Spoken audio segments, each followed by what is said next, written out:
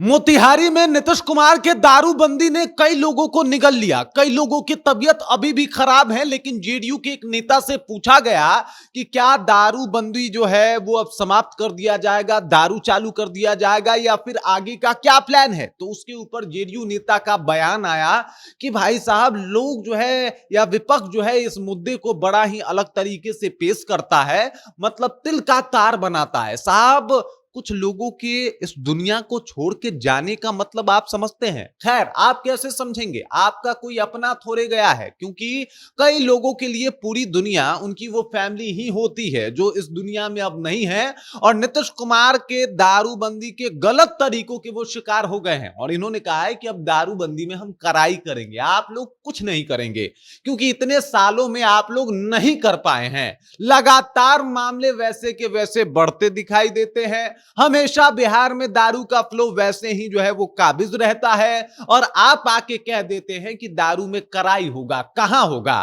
और 2016 से लेके अब तक 10 साल हो गए, क्यों नहीं हो पाया? आपसे पूरी कहानी जब आपको बताएंगे तो आप समझ पाएंगे कि साहब, ये जो दारूबंदी वाला मामला है ना, लोग कहेगा कि दारूबंदी के ऊपर इतना क्यों बोल रहा है। मेरा बोलना दारूबंदी के ऊपर नहीं है, मेरा है कि सरकार का गलत नीति, जिसकी वजह से दुनिया में या फिर खासकर जो किसी के लिए दुनिया है बिहार में, उनकी जाने जा रही हैं। और ये लोग कह रहे हैं कि हम कड़ाई करेंगे और विपक्ष जो है इस मुद्दे को बढ़ा रहा है। अरे साहब, मुद्दा कब का बढ़ चुका है और ये बहुत बड़ा मुद्दा है।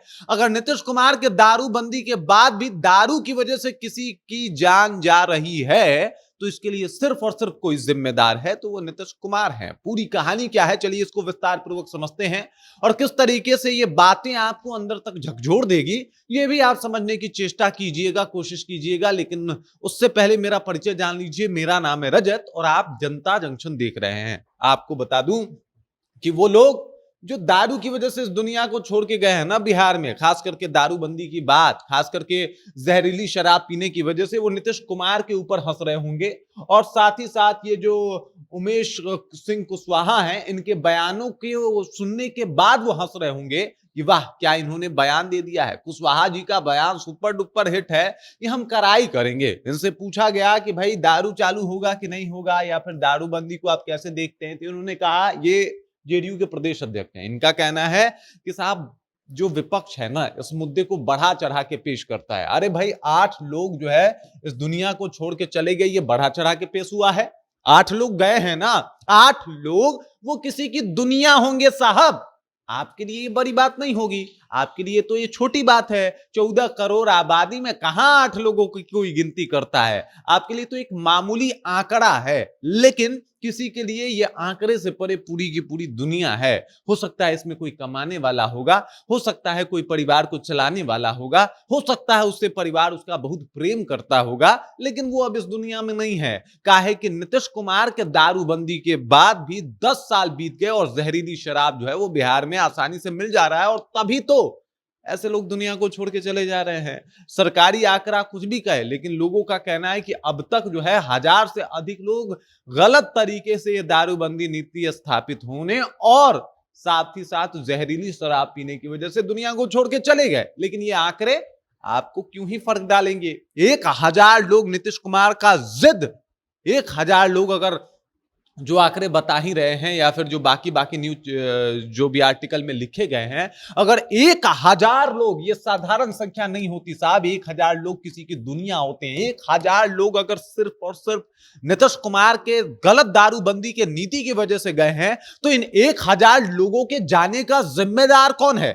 नीतीश कुमार नहीं तो और कौन? और उन्हीं का जिद है जिसके भेंट लगातार लोग चढ़ते आए हैं। अब जो 7-8 लोग मोतिहारी में इस दुनिया को छोड़ के चले गए, खत्म हो गए, नेस्तो नाबूद हो गए साहब, उसके लिए जिम्मेदार कौन है? आपकी सरकार नहीं है क्या? अभी क्या दारू का फ्लो रुक गया, अब दारू बिहार में नहीं मिल रहा क्या? साहब, हर बार दारूबंदी टाइट कर देंगे, आप लोग कुछ नहीं कर पा रहे, आप लोगों से कुछ हो ही नहीं पा रहा है। और यही असलियत है, क्योंकि अगर कुछ हो पाता तो ये लोग जिंदा होते, क्योंकि ये पहली घटना थोड़े है कि जहरीली शराब पीने की वजह से कोई दुनिया छोड़ के चला गया। अभी यहाँ से 1 महीना पहले जाइए तो मसरख में ये कांड हो गया, 1 साल पहले जाइए तो फिर उसी मसरख में 2 साल पहले आपको वो कांड दिखाई दे देगा। तो साहब इस तरीके से तो आपका दारूबंदी काम करता है और आप कहते हैं कि बिहार में आप दारू बंद कर देंगे, बिहार में और कड़ाई कर देंगे, आपसे हो ही नहीं पा रहा। और आप कह रहे हैं कि विपक्ष जो है वो तिल का तार बना रहा है, क्योंकि आपको ये समस्या छोटी लग रही है, लेकिन ये समस्या असल में छोटी है नहीं। पहले तो आपने सिर्फ और सिर्फ इसलिए क्योंकि आपको अपना जो आपने कहा वो कर दिया कि भाई साहब दारू की वजह से जो है चीजें खराब हो रही है, हम दारू बंद कर रहे हैं। मतलब बिहार में, बिहार को छोड़ के अगर बात किया जाए तो पूरे भारत में कई राज्य हैं जहां पे दारू चालू है, लेकिन वहां पे तो मैंने ऐसा नहीं देखा कि दारू की वजह से कोई बीमार पड़ रहा है या फिर जहरीली शराब की वजह से उनकी ये हालत है।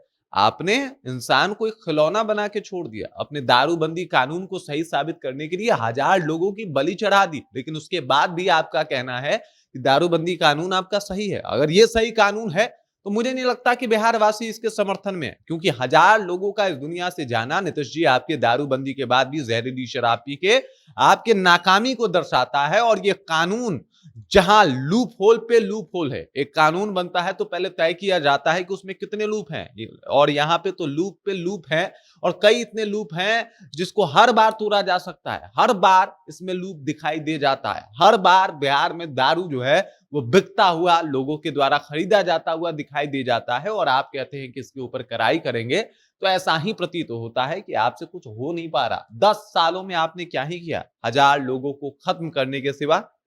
तो उसका आंकड़ा बता दीजिएगा। बाकी इस खबर, इस जानकारी को लेके आप क्या सोचते हैं, आपके जहन में क्या कुछ चल रहा होगा, कमेंट करके अपना विचार दीजिए, बताइए। क्योंकि दारूबंदी बिहार वालों ने स्वीकार किया या वाकई उनके ऊपर थोप दिया गया, ये बात आप कमेंट में लिखिए, बताइए। बाकी आप देख रहे हैं जनता जंक्शन और मेरा नाम रजत है।